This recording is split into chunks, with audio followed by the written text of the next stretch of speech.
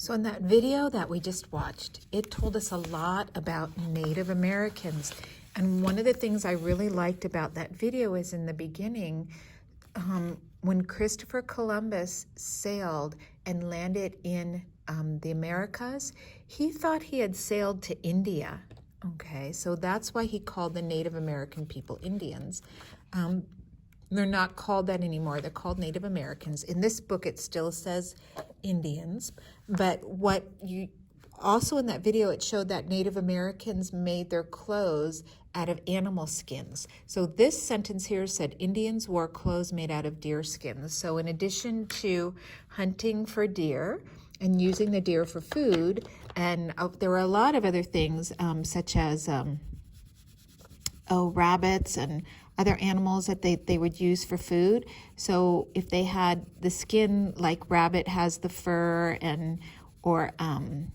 there's great fur on other animals too, but the leather on the deer or the elk or the buffalo, then they would use that to make clothes from. So that's different from the Pilgrims, what they did. When the Pilgrims came, they still made their clothing out of cloth, either from the wool from the sheep, like we saw the other day, or they use cotton that they could grow and use that to make clothing out of as well.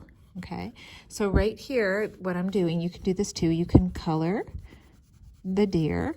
Okay, and then it showed how also they decorated their clothing. They sometimes put beads on it. That was beautifully illustrated in that one picture.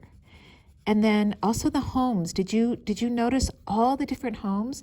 So depending on where the Native Americans were located, like we've been studying the Wampano tribe because they were part of the first Thanksgiving. They made the Wetus, and the Wetus look like the wigwams in this video. And then, but you also saw that sometimes the Native Americans lived in teepees, which were more portable homes, or they lived in